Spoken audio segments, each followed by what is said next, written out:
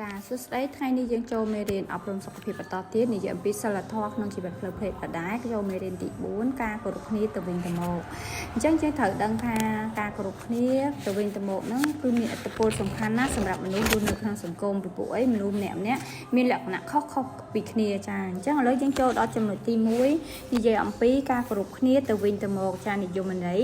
ការគោរពគ្នាទៅវិញទៅមកមានន័យថាការប្រព្រឹត្តល្អប្រកបដោយការយកចិត្តទុកដាក់រវាងគ្នានិងបង្ហាញពីការឲ្យតម្លៃដល់មនុស្សគ្រប់រូបចំពោះជំនឿគំនិតរបៀបរស់នៅនិងនិន្នាការផ្លូវភេទ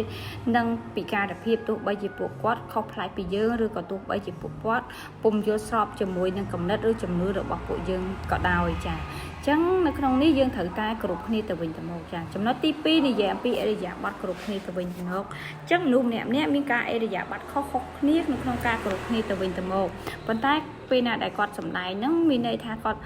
អាចធ្វើដោយភាពសុទ្ធចិត្តចាអញ្ចឹងការគោរពគ្នាគឺការមានការគោរពច្បាប់រដ្ឋទំនៀមទម្លាប់ប្រពៃណីវិន័យជាដើមចាអញ្ចឹងនៅក្នុងការគោរពគ្នានឹងគឺមានច្រើនបែបចាសម្រាប់មនុស្សម្នាក់ៗអញ្ចឹងការគោរពខ្លួននិងការមិនរំលោភបំពានដល់អ្នកដទៃនឹងគឺមិនបណ្ដាលឲ្យអ្នកណាម្នាក់មានការឈឺចាប់ទេអញ្ចឹងនៅក្នុងចំណុចនេះយើងនឹងនិយាយអំពីវិធីមួយចំនួនដែលបង្ហាញអំពីការគោរពគ្នាទៅវិញទៅមកដែលមិនមានការរើសអើងនៅកត្តាណាមួយចាអញ្ចឹងមានន័យថាទី1យើងត្រូវចេះស្ដាប់គ្នាទៅវិញទៅមកប្រកបដោយការយកចិត្តទុកដាក់គោរពភាពខុសគ្នារវាងបុគ្គលនិងបុគ្គលទោះបីជាគាត់នៅភេទផ្ទុយគ្នាឬក៏ដូចគ្នាសរសើររកការកំណត់ល្អរបស់គ្នាទៅវិញទៅមកឲ្យតម្លៃនិងគ្រប់គ្រងទស្សនៈយល់ឃើញរបស់អ្នកដទៃការយល់ពីអារម្មណ៍និងលើកទឹកចិត្តអ្នកដទៃប្រើកាយវិការនិងសម្ដីទន់ភ្លន់អញ្ចឹងអាហ្នឹងគឺជាចំណុចមួយដែលយើងត្រូវគោរពគ្នាចាចំណុចដែលមិនត្រូវធ្វើមានដូចជាទម្លាក់កំហុសដល់អ្នកដទៃស្ដីបន្ទោសចំអកលយធ្វើបាបឬប្រមាថអ្នកដទៃប្រកាន់យកឈ្នះរៀងខ្លួនសម្លុតឬគំរាមកំហែងអ្នកដទៃបៀតបៀនកេរខ្មាស់អ្នកដទៃនិយាយក្រោយខ្នងដាក់សម្ពាធលើអ្នកដទៃធ្វើ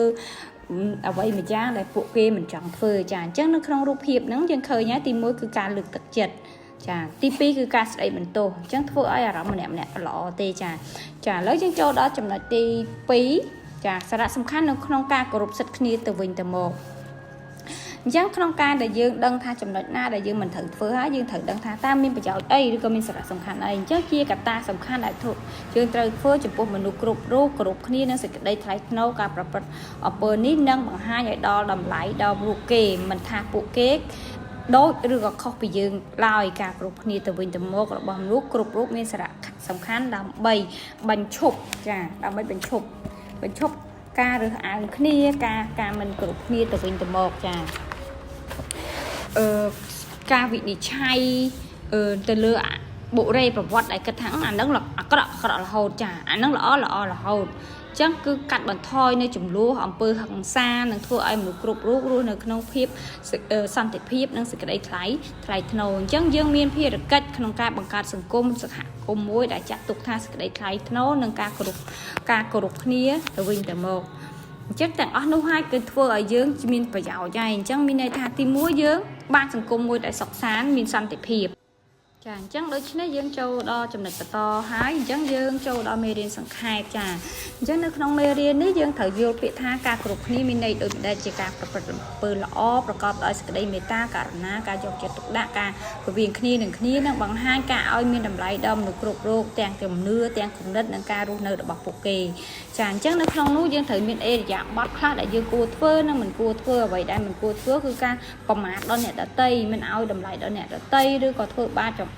តាមរូបភាពផ្សេងអញ្ចឹងអ្វីដែលយើងទទួលបាននៅពេលដែលយើងចេះគោរពគ្នាទី1យើងបញ្ឈប់នៅកម្រិត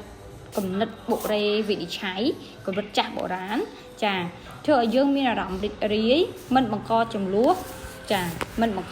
គ្មានហិង្សាធ្វើឲ្យមនុស្សគ្រប់រូបរស់នៅក្នុងភាពសន្តិភាពចានិងសេចក្តីថ្លៃថ្នូរអញ្ចឹងយើងដឹងហើយម្នាក់ណាក៏អត់មានចង់មានចំនួនដែរចាអញ្ចឹងថ្ងៃនេះយើងបញ្ចប់មេរៀនតែប៉ុណ្្នឹងអញ្ចឹងកូនអាចធ្វើលំហាត់បន្ថែមទៀត